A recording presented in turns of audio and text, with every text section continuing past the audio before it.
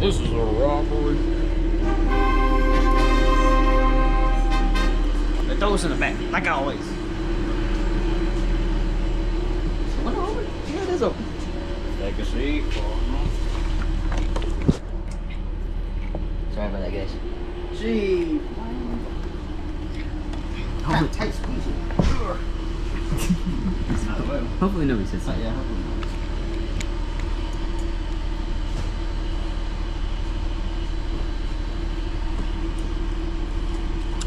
Check out the popcorn. The popcorn. Ain't much to it. There's nothing there. What do you got? Don't mess with my camera. Well, I mean, you got it all slanted and whatnot. That looks even more slanted. Look at it. Oh yeah, fixing it. Hmm? What's the sound? Hmm? Looks pretty slanted.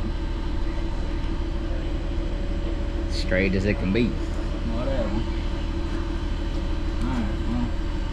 That was it. That was just us boarding, so. We'll start recording once we actually start moving. Pretty boring right now. You got it. What up, guys? I'm here on Discord with these bozos from Willoughby. Hello.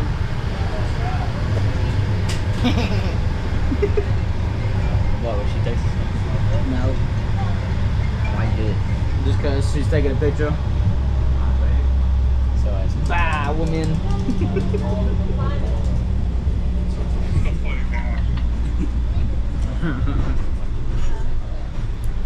Alrighty. So far, this is not nice. So far, I'm looking at a border.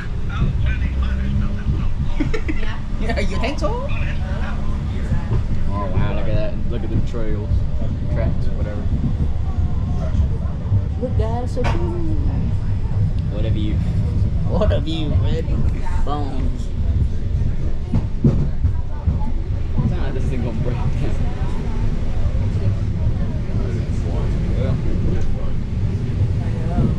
What up? Creek. Water.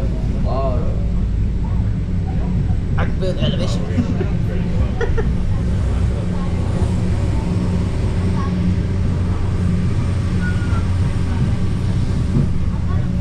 Hey, a basketball goal.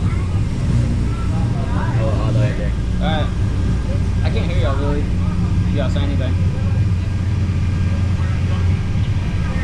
Oh, okay.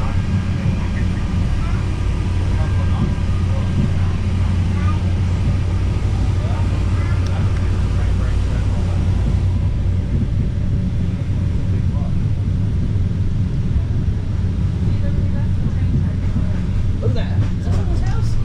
Yeah. That's crazy. Well, look how much that house costs. Buy it.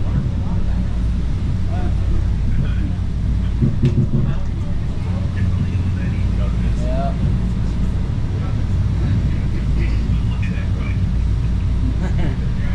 Vacation home.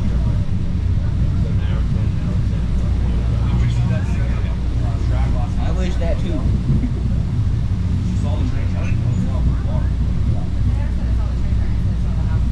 Look at that big old rock.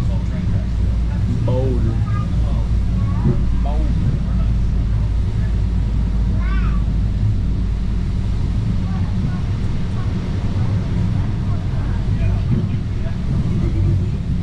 Yeah. Little waterfall right there.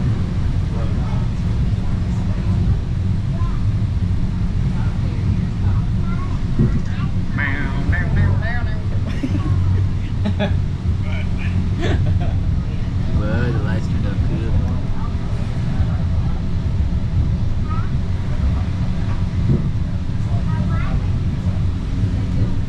Look at that waterfall.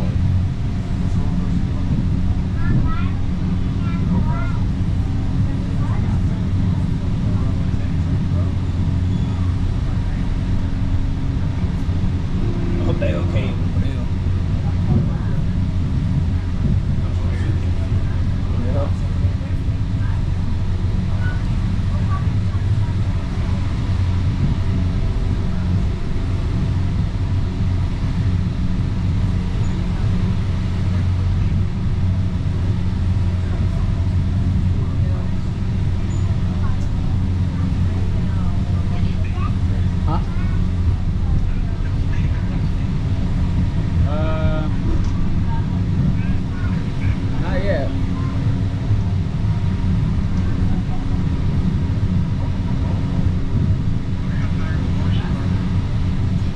He asked how tired the horses are that are on the train.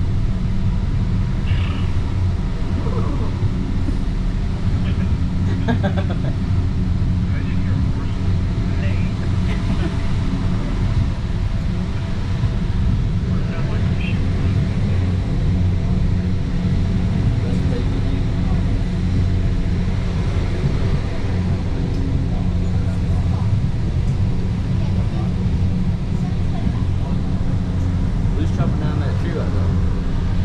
Natural cause, they say. Some might say big feet.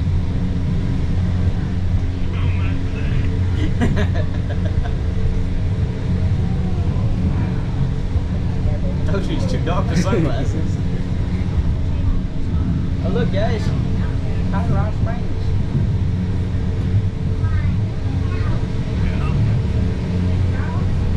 No, he should be down that road.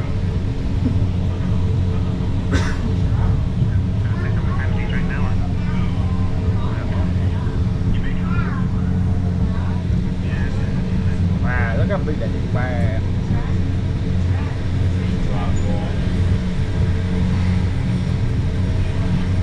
Look at the size of those rocks.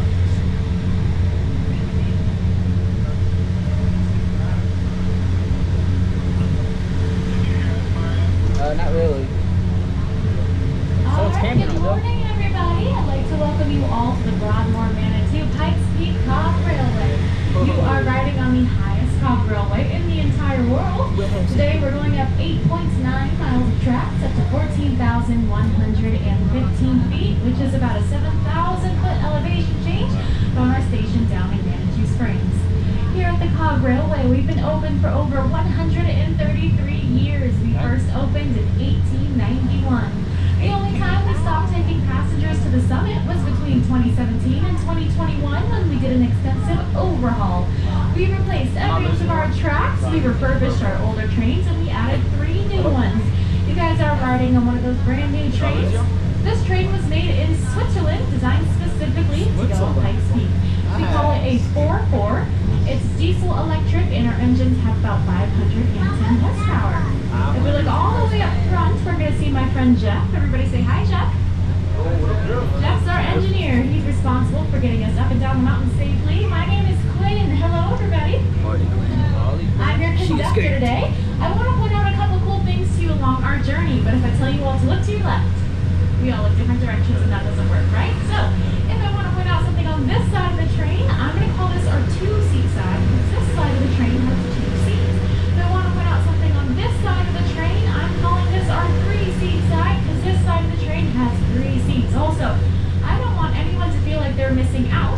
If I'm pointing out something on the opposite side of the train from you, you are welcome to stand up within your seating area to make sure you get your pictures, but please, whatever you do, stay out of the conductor's eye hole. Alright, guys. My photograph.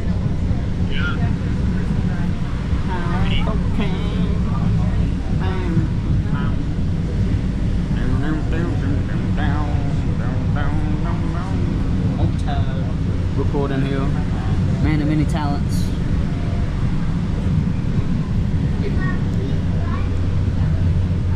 Look at that. That's crazy. Where's it? We have our favorite rock here on Pikes Peak coming up on our 2-seat side. The big boulder is going to pass by your window. Once it passes, I want you guys to look straight across that tiny little valley, just a little bit below eye level. There you'll see Diamond Rock staring at you. Diamonds. And if you couldn't tell, we're very original with our names around here. We've named it that because it looks like the diamond off the face of a playing card. Oh, yeah, dude. Oh, that thing. A diamond, dude. Diamond rock. Oh, yeah. The cool thing about Pikes Peak is it has its very own type of rock. Diamond rock and all these other boulders you see outside your window are Pikes Peak granite, which is a 900-million-year-old mixture of mica, feldspar, and quartz. Pikes Peak granite is naturally pink in color, but down at this lower elevation, the rocks look a little bit blue or gray because of the moss that grows on it. The higher we go, the pinker these rocks will get. Pikes Peak granite is also pretty fragile. It would be a very, very bad idea to make your countertop out of this type of granite.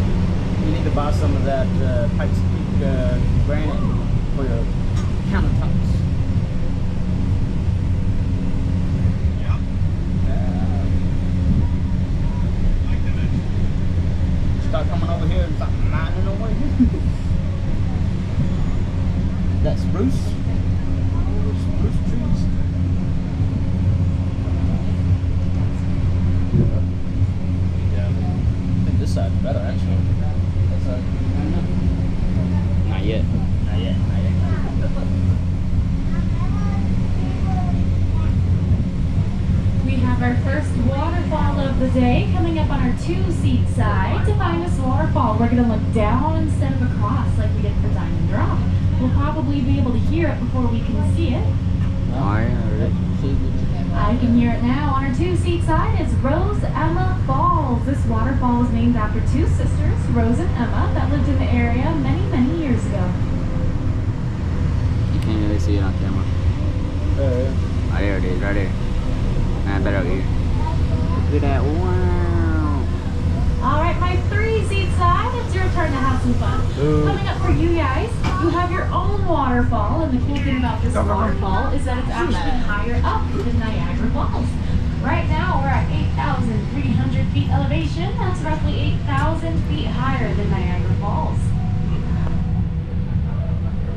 Now, I said it was higher, not taller, so we're still looking at eye level, just barely below. Get your cameras ready. Coming up on our 3-seat side is Minnehaha Falls.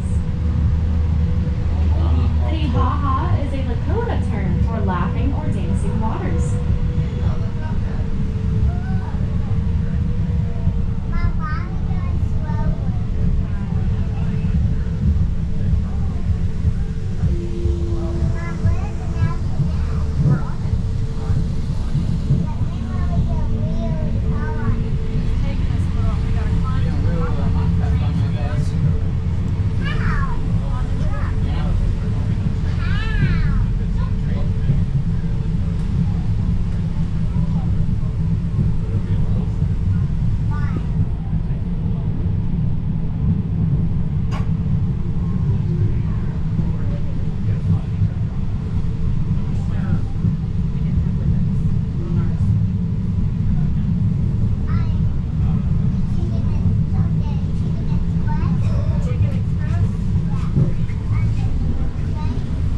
I just sent you the scope of it over there.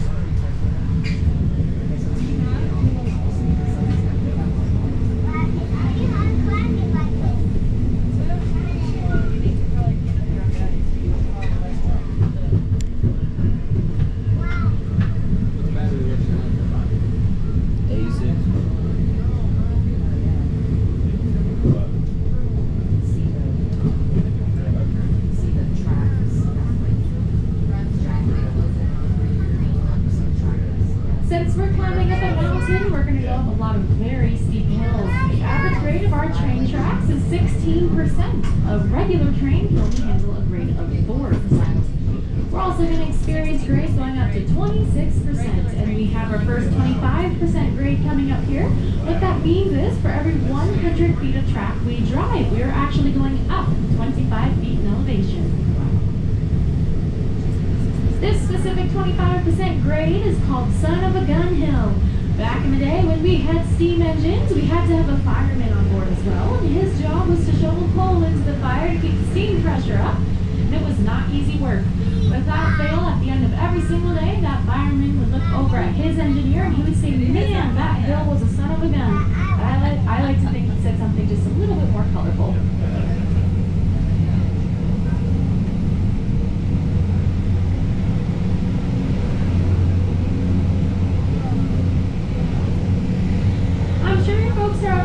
If we get rocks or boulders that fall onto our tracks, sometimes we do, so we send out an empty train every single morning to make sure it's safe for our passengers. But just the other day, Jeff and I were out here. We were on boulder duty. We noticed a really big rock and was about to fall off the 2-seat side onto our tracks. Lucky for us, Jeff is super strong. He lifted the rock up. I quickly propped 3 rocks under it to keep it in place. I hope it's still there. Jeff, how are we doing? He gave me the thumbs up, thank goodness. On our 2-seat side, you can see our handiwork. We call that prop rock. That crack's a little bit bigger than it was last night, but if it holds for the next 3 hours, we're fine. Oh, right there, yeah.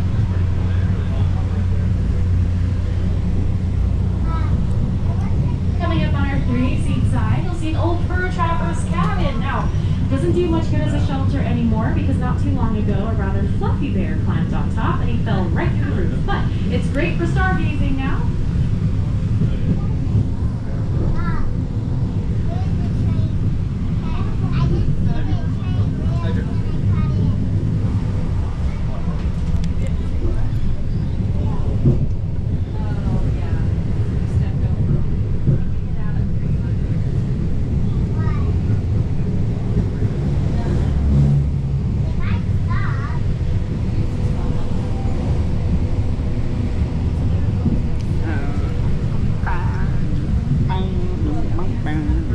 one down here. Little creek.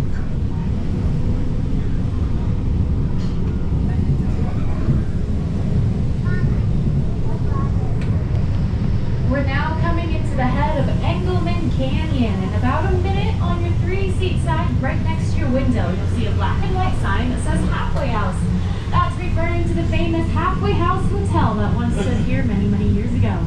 That hotel started off as a single-room cabin in 1882 that offered refreshments to hikers. And when the Cog Railway opened up, we brought in a lot more business for them. So they decided to expand from 1 guest room to 22 guest rooms. They added a banquet hall, their own post office and railroad, and don't ask me how on earth they got it level enough for this, but they put in a single-lane bowling alley. Back in the day, you could enjoy all of that for just $10 a week. Unfortunately, for unknown reasons, in 1923, a huge fire broke out, burned everything to the ground. 3 years later, they took out the remains, everything except for that black and white sign. We're now entering Ruxton Park, Colorado. Ruxton Park has a whopping population of 4.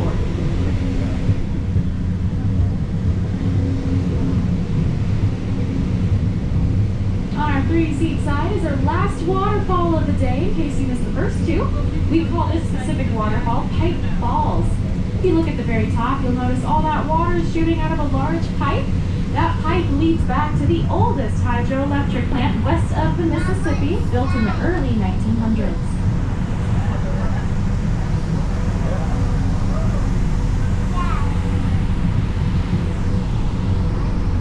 Also on our 3-seat side, you'll see a white house. That house is where a population of 4 resides. It's a family of 4, and they're the caretakers for the hydroelectric plant. That house is actually made out of wood from the famous Halfway House Hotel. If we look straight to the back on the 3-seat side, by the trees, we'll see an old stone building. That's the oldest hydroelectric plant west of the Mississippi. It's actually still functional today. It provides power to over 200 homes in the area.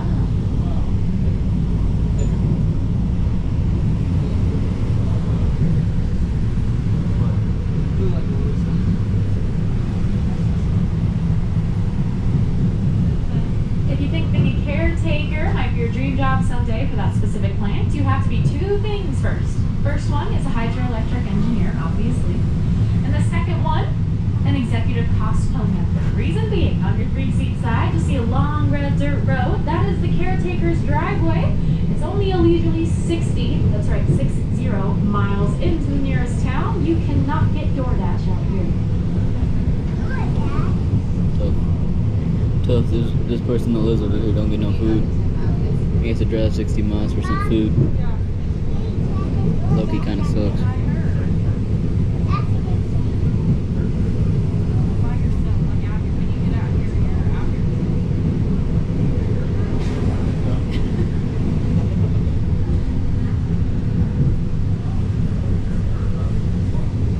Do I have anybody on board from Delaware today? I never do. But the reason I ask is today we're driving through Pikes National Forest. Pikes National Forest is 1.4 million acres. To give you some perspective, you could fit the entire state of Delaware in here and still have a lot of wiggle room left over. All that land means there's a whole lot of wildlife out there. I can't guarantee that we'll see any from the train today, but if you do, please holler and point because the whole train, especially me, really wants to see it. And I'm sure you all saw in the tickets you purchased that we do have a Colorado State Wildlife Viewing Tax. That's a new law we just passed here in the state. For every mule deer we see today, I have to charge you 25 cents. That mule deer has antlers, that's $1. My jokes don't get better. I'm just kidding. Here in Pikes National Forest, we do have those mule deer. We have mountain lions, we have Sasquatch, we have black bears that come in a variety of coat colors, including blonde, cinnamon, and brown. We have foxes, skunks, porcupines, golden eagles, moose, turkeys, coyotes, and more. Once we get above tree line, it's very possible for us to run into some Rocky Mountain bighorn sheep, some yellow-bellied whistling marmots, some Arctic raven, and elk. In case you're wondering what on earth happened to those trees on the 3-seat side, about a month ago the Forest Service came in and chopped them down with a chainsaw for fire mitigation. If you see any trees with pink and blue ribbons, Those are the trees that are going to be cut down next.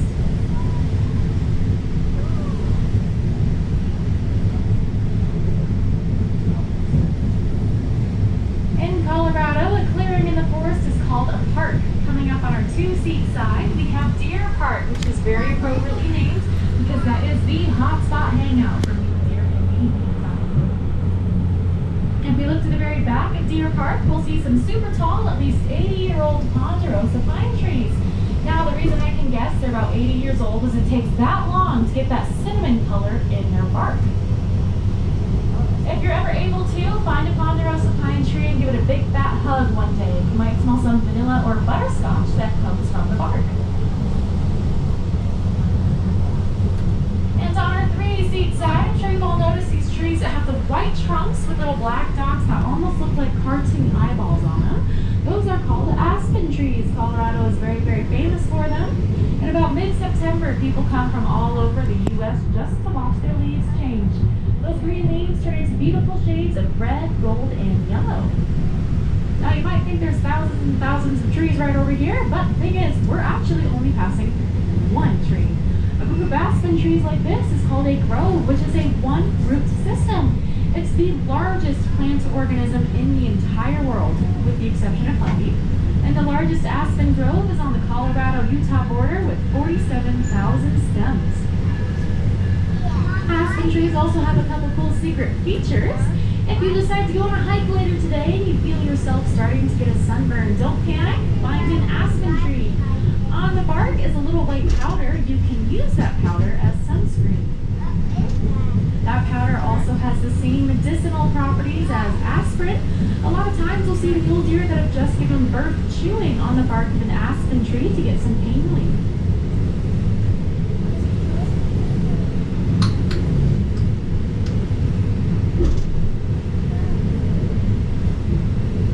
Do I have anybody on board from Wisconsin today?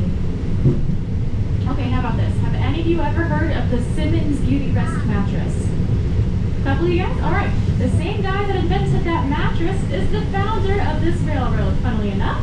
His name is Zalman Simmons, and he was from Kenosha, Wisconsin.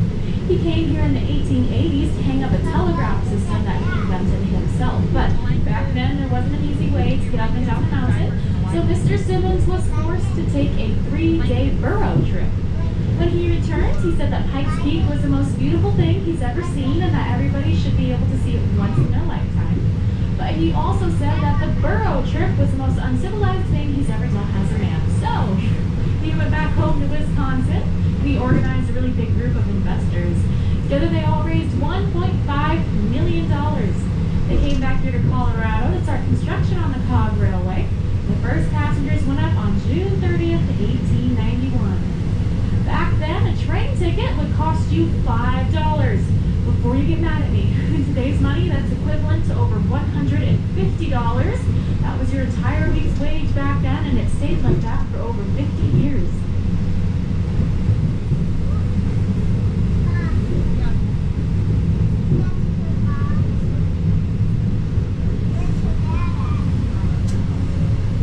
On our 3-seat side is one of our older model trains. We call that a 4-8. Now this one is actually empty right now because we are training another engineer. The difference between these two trains is that one is diesel hydraulic and its engines have about 310 horsepower. If that's at capacity, they have about 213 people on board. If our train is at capacity, we have 260. On our 3-seat side, you'll see one of our old train cars that's no longer in service. We instead use it as a shelter for hikers in case they get caught in a really bad storm out here.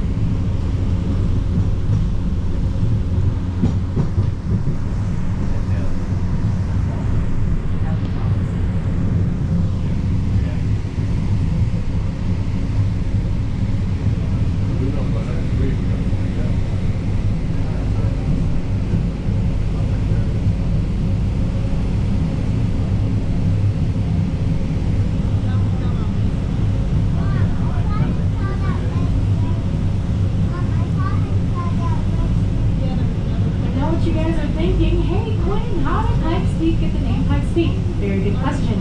In 1806, an Army lieutenant named Zebulon Montgomery Pike was exploring the southern boundaries of the Louisiana Purchase.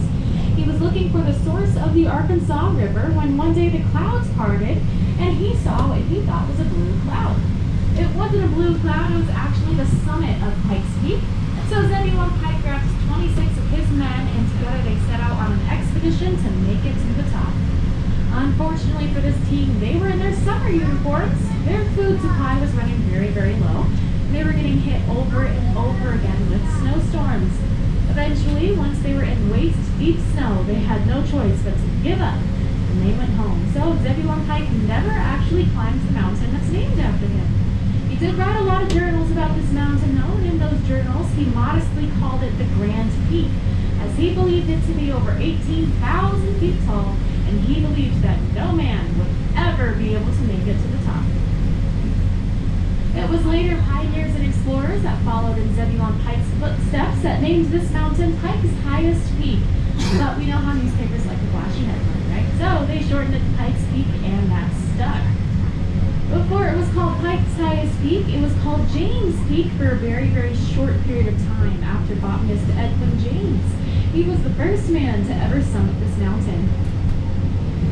Before that, it was called El Capitan, or the Leader, by Spanish conquistadors. And if we go back another 800 years, the Ute Nation called this mountain Tabacala, which means Sun Mountain. We've also found evidence of Clovis culture here. We're sure they had their own name for this mountain as well, but seeing as those peoples existed thousands of years before the written language, we will never know what they called it.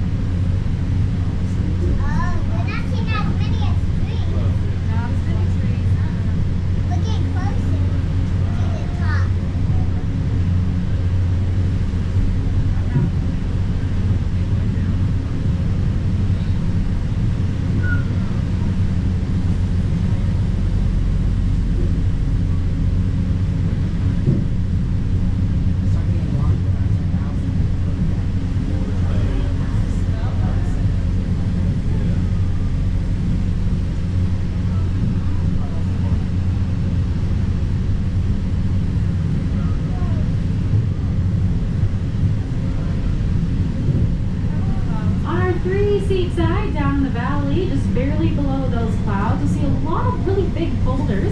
That whole area is called the Lion's Den. In the summertime, those rocks get really hot from being out in the sun all day, and on rare occasions, park rangers will actually spot mountain lions sunbathing there. On rarer occasions, the mountain lions find the park rangers sunbathing there.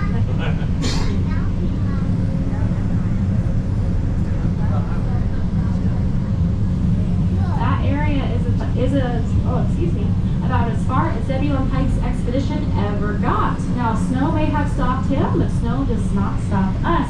We run year-round. We actually have a snow plow that we can stick on our tracks to help us out. Just a couple months ago in May, the snow was 15 feet high, 2 seat side. You guys couldn't even see out your window.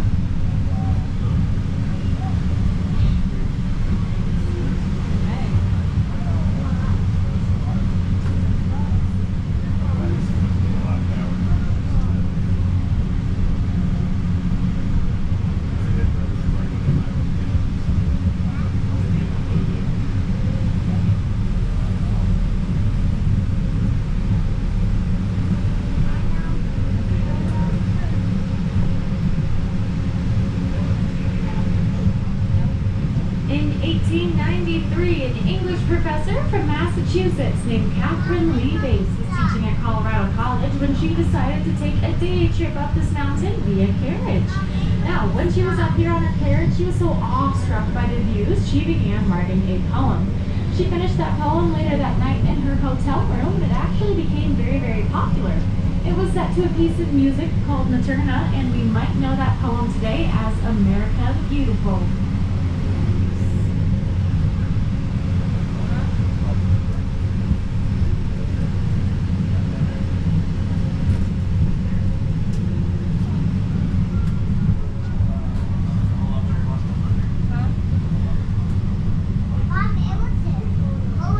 We're up in the clouds.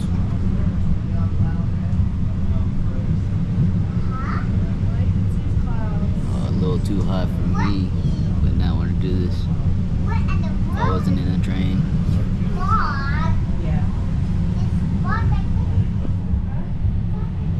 Look at that, jeez, that's way too steep. Not doing that.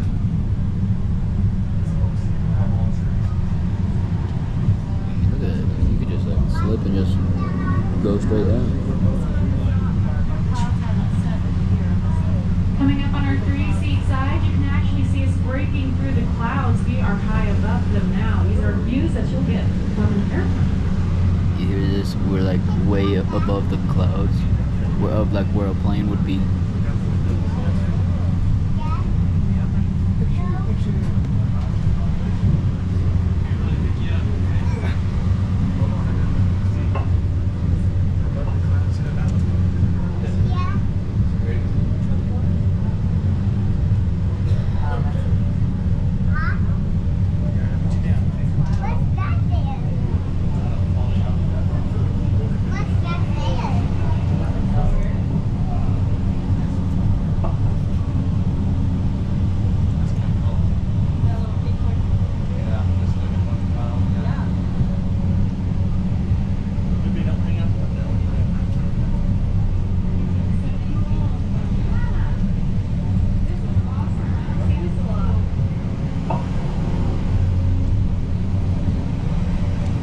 There ain't much commentary on this video. It's okay. You don't need it. Just enjoy the views. Wow, look at that.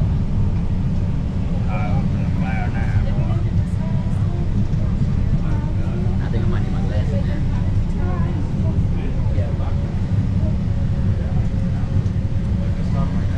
Down 60.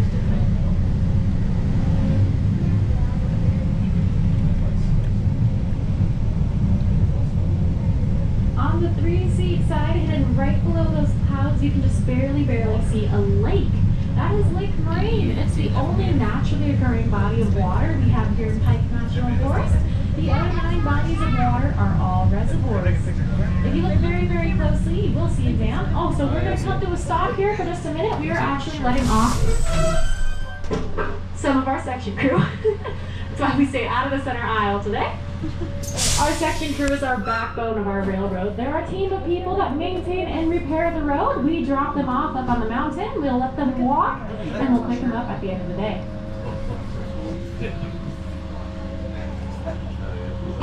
Where are we going down here? Yeah, me too. Alright, and I'm actually going to have everybody take their seats for me, just so we can go from a stop getting to acceleration. Jeff, you have highball whenever you're ready. We're about to die.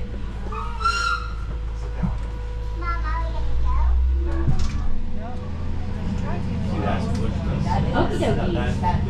As I was saying, if you look very closely down on Lake Moraine, you might see a dam. The dam was added a couple years ago. It was there to try to increase the water volume, but like I said, this lake is natural. It was created by a glacier from the last ice age. It's 46 feet deep and there are trout in there.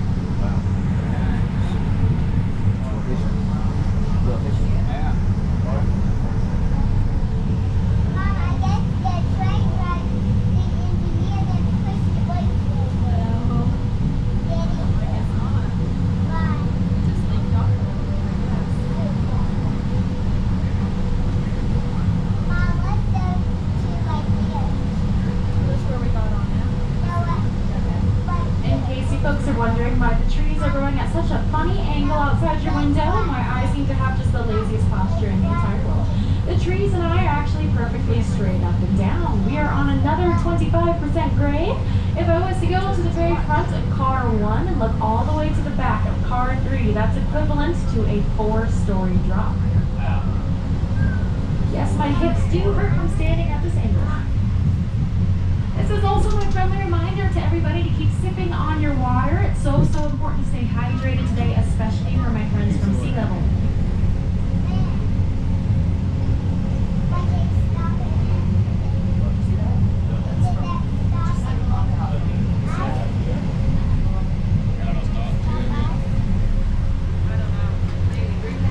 Water break. You want water break or what?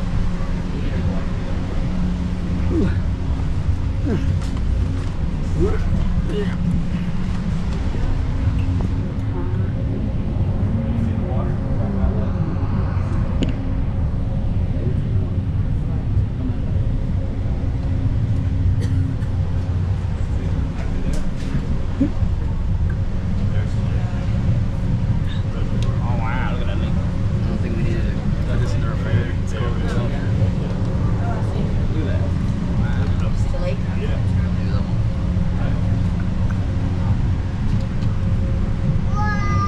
Coming up on our Water 36 break done. side, we have a beautiful view of Mount Almagre. Around here, though, we like to call that You need Calendar water break? Mountain because Water it's break? 12,365 feet tall. Look at that. I don't know if y'all can see that, but that's like a lake or something Towards the all the way down bottom there. of Calendar Mountain, you might see a red dirt road. That is still the caretaker's driveway.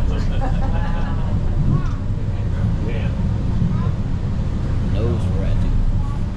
For those of you that had trouble spotting Lake Moraine earlier, still on our 3 seat side, a little bit more to your left.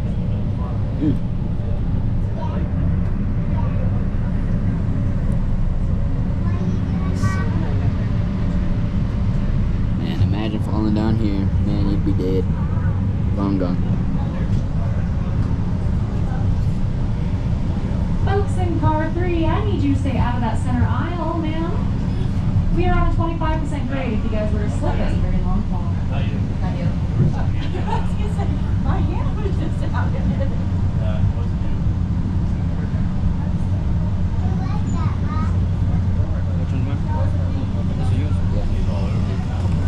You want me to take a picture of you standing up? It looks so funny. It's good. Is it? Yeah.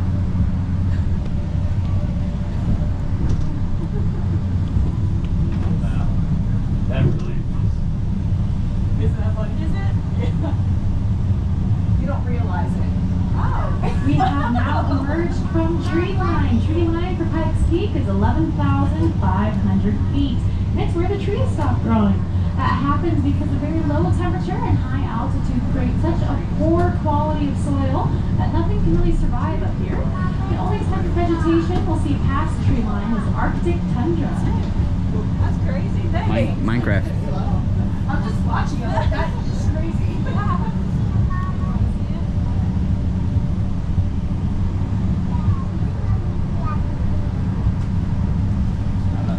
So there's a lot more stuff over here.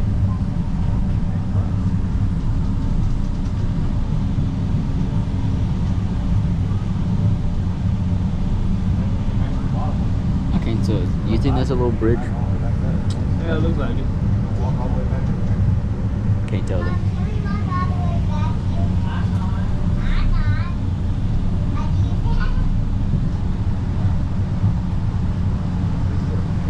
But that'll be about 40 minutes. 55%. 56%. No trees now.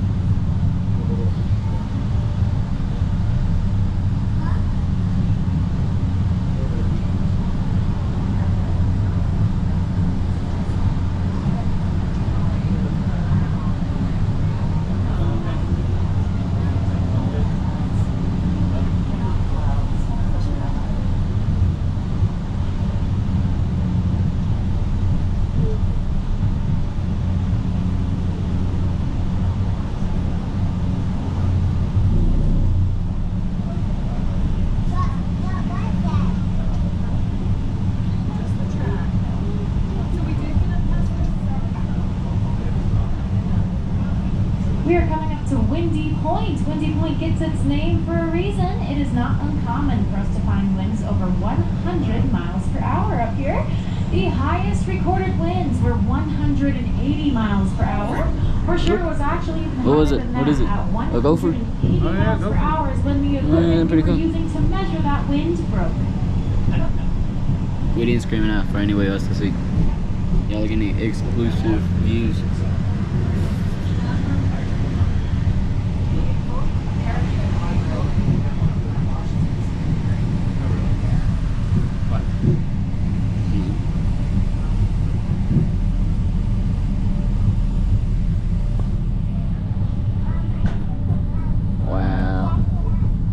in a house right there. Like just like right there. We're all the way up there in the mine. On our 2-seat side, that old stone building is our old section crew house. Back in the day, before we could just bring them up, leave them on the mountain, and pick them up at the end of their shifts, they actually used to live in this house during the summertime, and they would just walk to whatever part of the tracks needed fixing. Many, many years ago, our section foreman lived in that house with his crew and his wife. His wife actually gave birth to a baby boy in that house. Keep in mind, we're above 12,000 feet.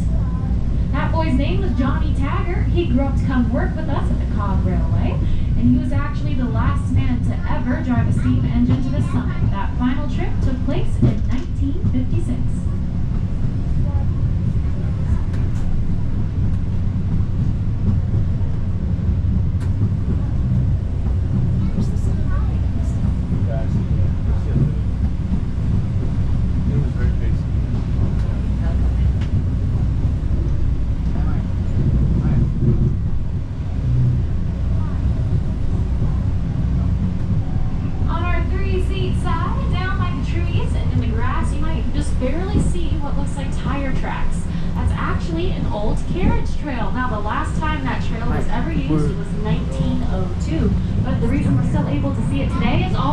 Vegetation is Arctic tundra.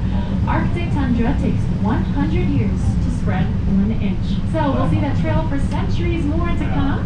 That's also the very same trail that Miss Catherine Lee Bates took back in 1893.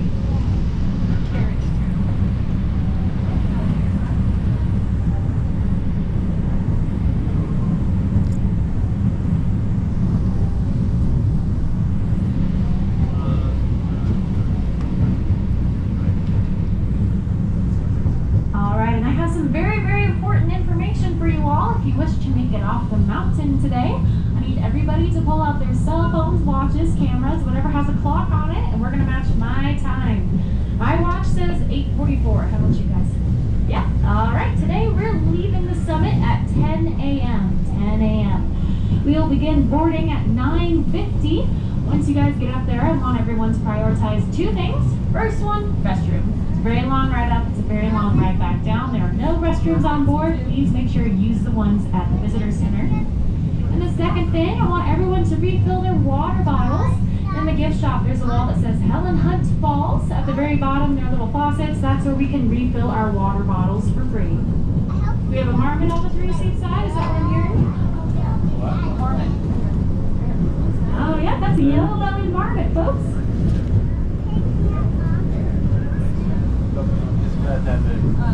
There's another one. If you have no idea what a marmot is, there's also one on our 2-seat side right here looking at you guys. It's kind of like a large ground squirrel. They're really, really cute. Aww.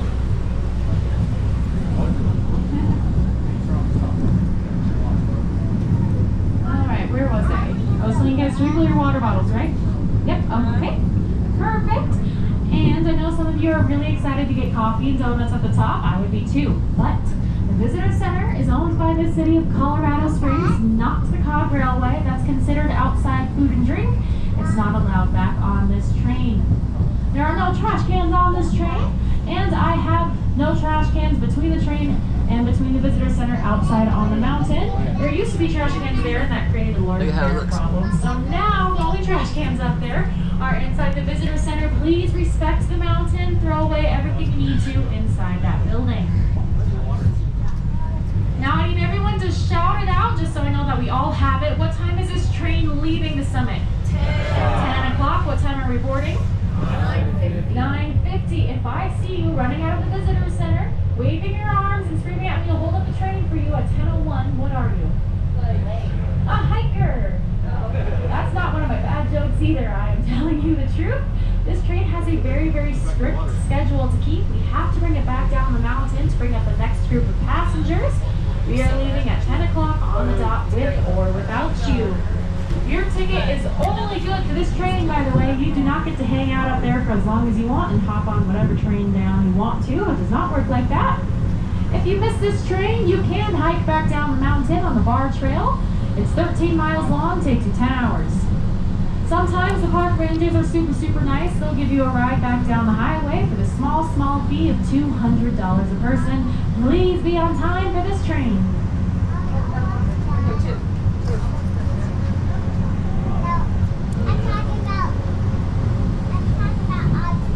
Way up on our 2-seat side, we have another yellow-bellied marmot perched on top of a rock, judging us from afar. Look at that. Look at that. Trying to be Batman over there. Oh yeah, it's She would never be Batman.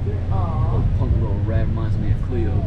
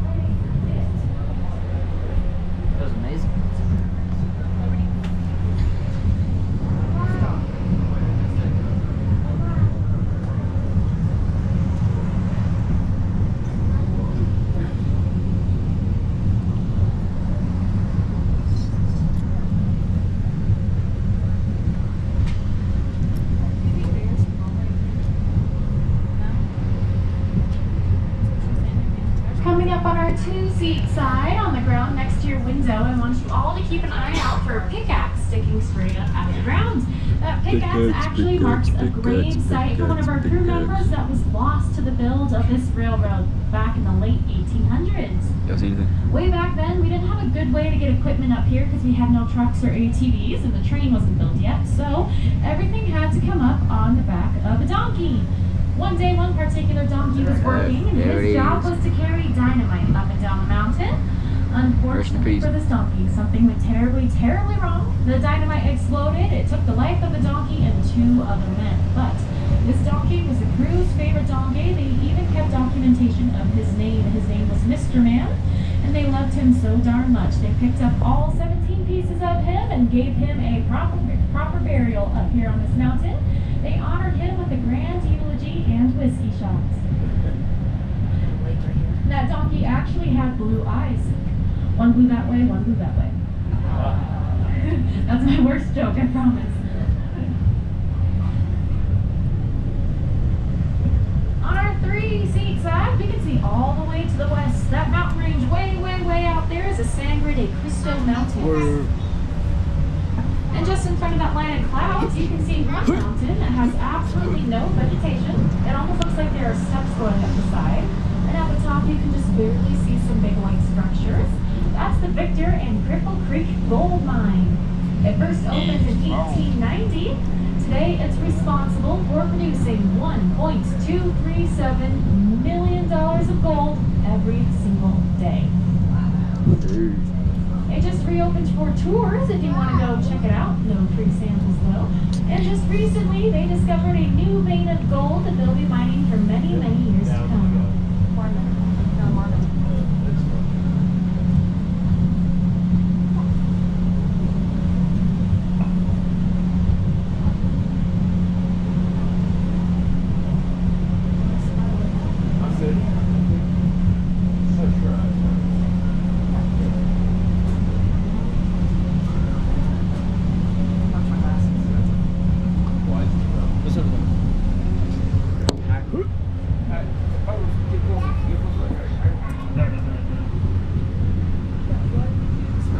These little itty-bitty birds that you might be seeing on either side of your window are pygmy nuthatches.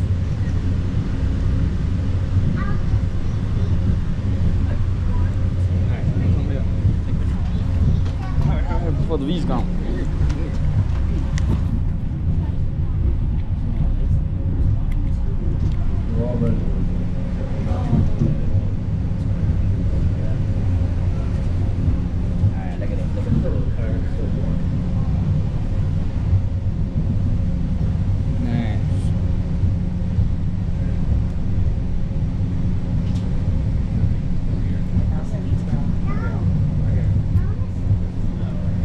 So you get another one. I'm sticking it too. Go for it. No, just try to get the background too. That was in though.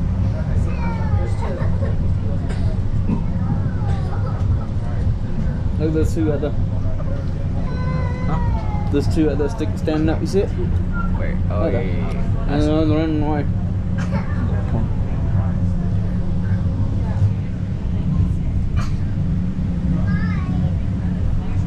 The only part of my body that's cold are my fingers. Fingers are getting frostbite. Questions about the rocks up here. All these rocks are Pikes Peak granite. You'll notice that they're very bright Take one. in color now. Yeah. And it totally looks like all these rocks were just blown to smithereens by dynamite, right? But we actually didn't use as much dynamite as you might think we did. The reason all these rocks are so small is actually because of a natural process called ice wedging. Ice wedging is when the water seeps into the cracks of these rocks. Overnight, the temperatures drop, so the water that's inside the rock will freeze, expand, and break that rock open. And this process is happening over How thousands much and water we need thousands to of drink? years, and that's why these rocks look so small. They were not blown up from dynamite. That's also how diamond rock at the very, very bottom got its very unique shape.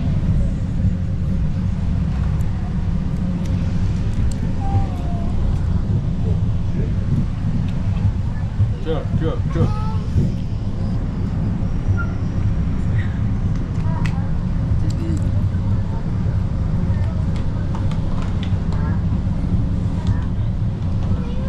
We'll get a Gatorade if we ever get like really bad hit. Nah, we hit 39%. A low battery, guys. Been recording for a whole hour, basically. On our 3-seat side, there's another car going to drop our way on the rock. He's staring at us. He looks like a big loaf of bread. They just remind me The of Cleo. elderly marmot's diet consists of Arctic tundra, insects. Sometimes they'll dip below tree lines to get some bird eggs, and if they're super, super desperate, they'll eat each other. But they're so cute. Freaks. On our 2-seat side, and even on our 3-seat side, you can see some very, very tiny, well, almost look like little tree trunks sticking out of the ground. That's the original telegraph system that Mr. Zalman Simmons hung up here way back in the day. Do I have any car enthusiasts or car racing fans on board? Just one? Couple guys? Alright, you're really going to like this next bit. On our 3-seat side, you'll see a car driving up the mountain. That car is driving on the Pikes Peak Highway. The Pikes Peak Highway is 19 miles of switchbacks, 100... Oh, wait. No, never mind, guys. Look at the bighorn sheep on the 3-seat side. Where? Oh. You can just see their white butts. The best way to spot them is to look for us mooning them. That's our herd of female bighorn sheep. A lot of people actually mistake them for mountain goats. We don't have any mountain goats here on this mountain. Our male bighorn sheep are the ones that have the long curly horns. Don't know if y'all can see them, but they're like right there. They're really small on camera, so I don't know if y'all can see them. Thank you for pointing those out, Jeff.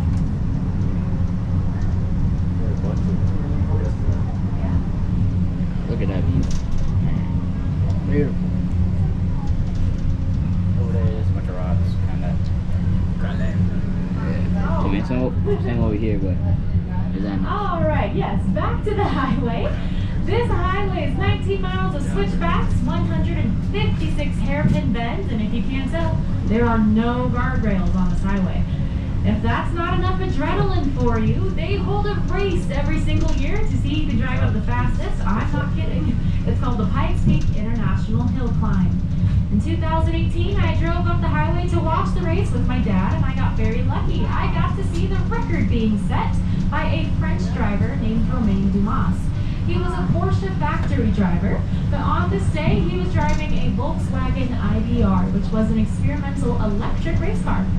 He made it up this highway in 7 minutes and 57 seconds. 19. When they have the hill climb this year, I actually snuck off from the train to talk to one of the drivers. He made it up this highway in 9 minutes. He said his top speed on the road was 130 miles per hour, averaging 70 miles per hour. Yes, people, we got something else? Oh, you guys got a male bighorn sheep. Look at that. Thanks, guys. On the 3-seat side, right there. Oh yeah, there he is. Look at all the. Look at him just eating. How big? Those horns weigh about 30 pounds, in case you're curious. Easily curling. Bighorn sheeps usually stand about 3.5 feet at the shoulder, and they can live anywhere from 9 to 12 years.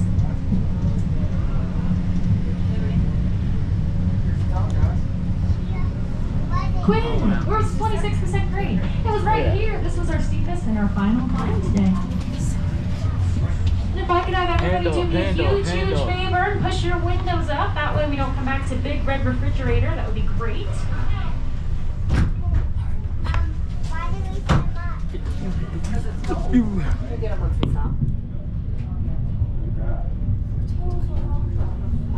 Folks in car 3, please don't go in the center aisle. I will get the rest of the windows, okay? Thank you.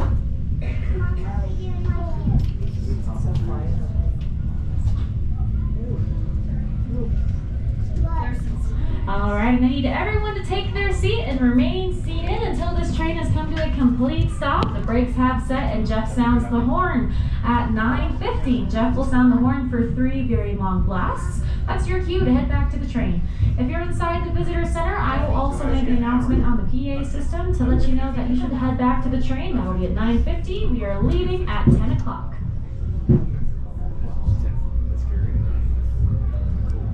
This train will not move from where it's parked. We are not turning it around. We are not moving to a separate platform. We will be in the exact same spot.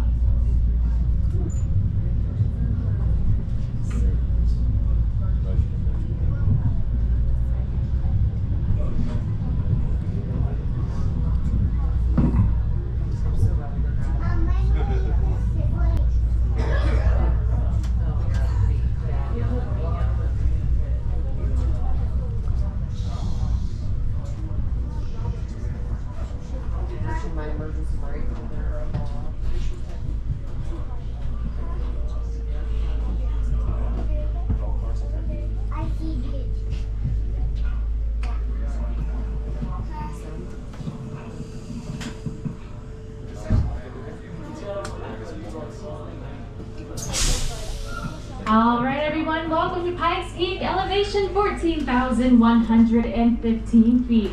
When you exit the train, you can go to your left, go to the visitor center, right to a lookout point. Have fun, stay warm. I will see you all before 10 o'clock. Let's put all the stuff in there. They won't fit us. Never mind. Put them in a little quote. You going speed run or what? No, we got an hour. Let's go. Oh, dang.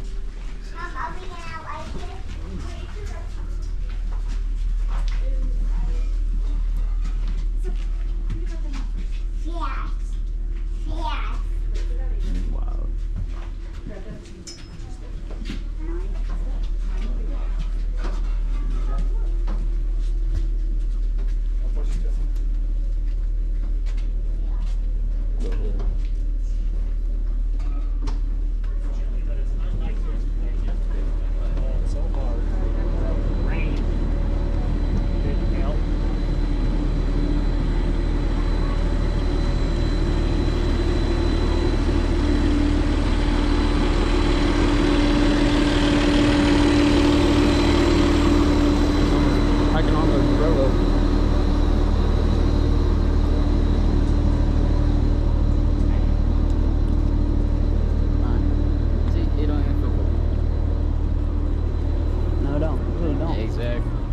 Not too bad. It just kind of feels the same as how it flowed down there.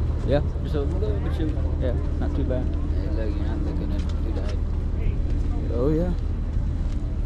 I don't mean to say it.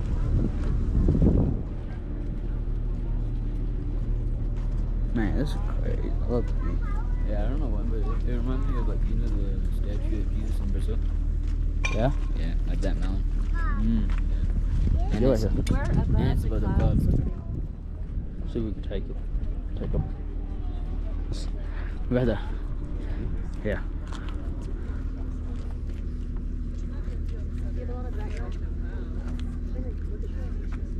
Alright. Let's do something. Here you go. Look at me.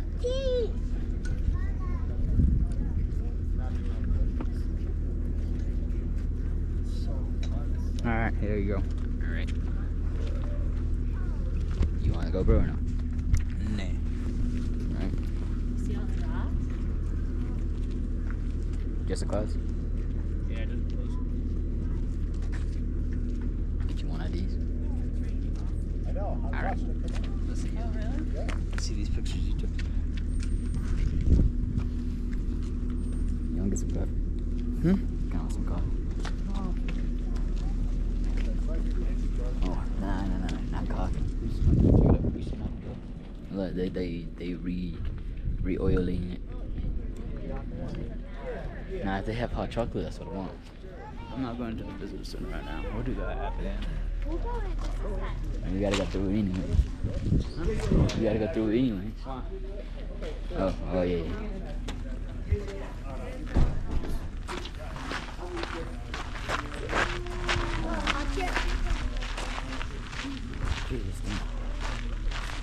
Look at this backpack squeeze.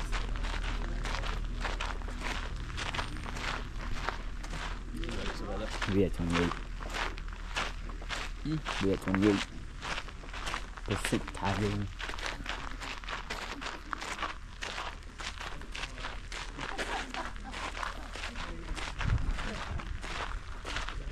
Man.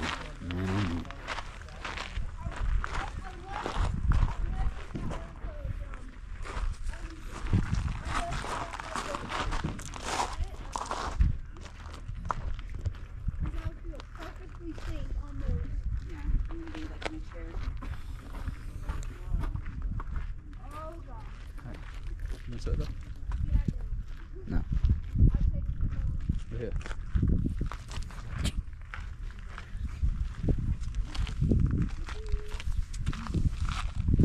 Which way? That way or that one? Whichever way the best view in this. Yeah.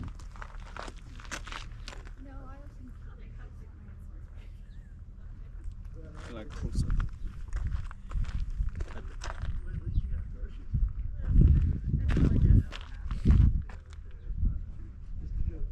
Alright. Your turn. If it starts creaking, just fall. Just.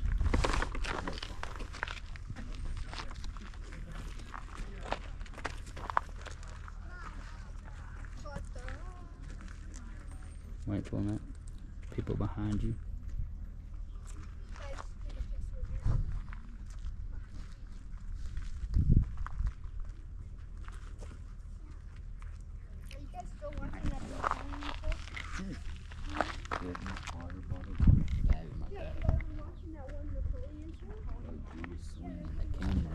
Oh yeah, I forgot about the camera.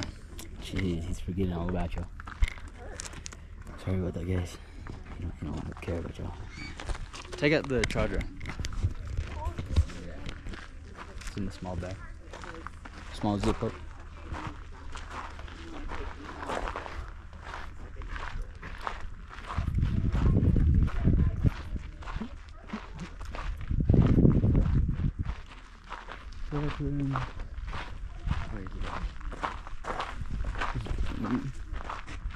Let's go for it, yeah. It'll probably access you. This will go over too.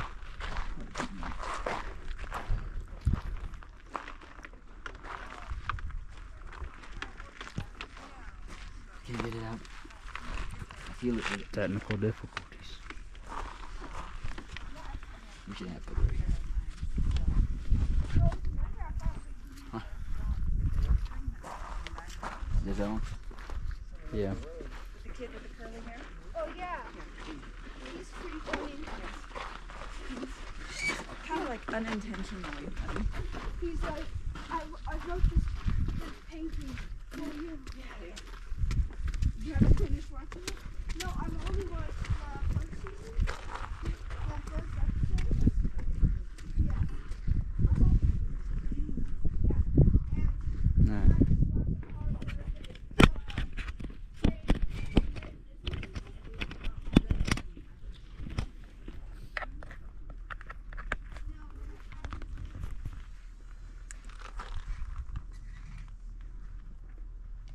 charging here.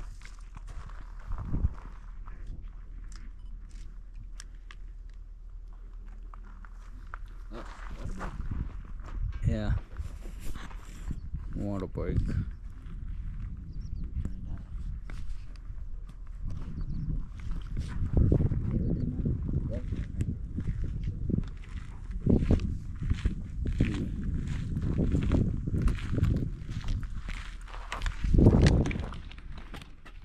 I'm gonna stop it real quick.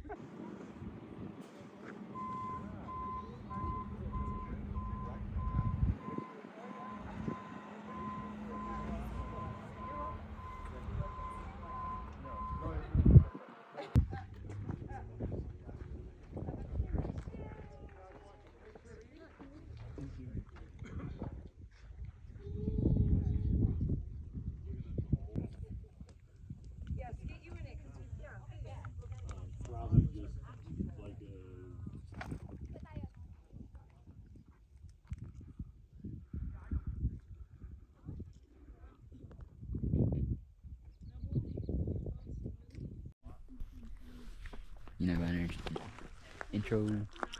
Alright, guys. That's pretty scary. I wasn't gonna try to sit on that rock, but I don't trust it. Yeah, if I die, it's all for the views. Yeah, look at that. Jeez. Edge of the world. Look at that. I mean.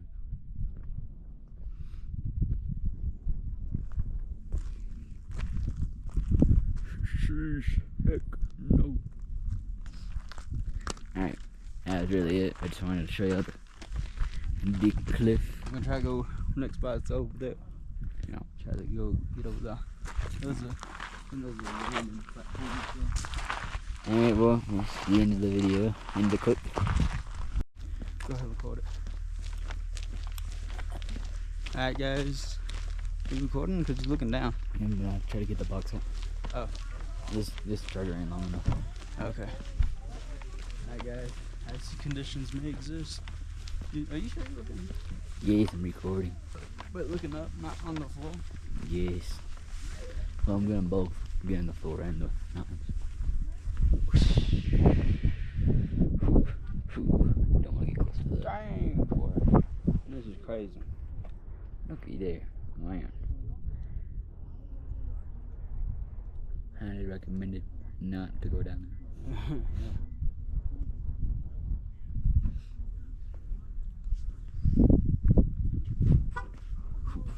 I'll show y'all the complete edge right up here. Whew. Whew. See, look, I can't tell. Imagine if you dropped your phone. Somebody dropped their jacket or something. That blue thing right there. Someone's sleeping out there. Yeah. There's the snow on that mountain over there, guys. Alright, let's go over here. You don't really want to do that. Alright, guys, we gotta hurry because limited time. Yeah, train's leaving now. Yeah, we got a board at 9:50. Yeah, we have to use the restroom and go to the souvenir shop if they have one. Which they should. Oh yeah, we still got that.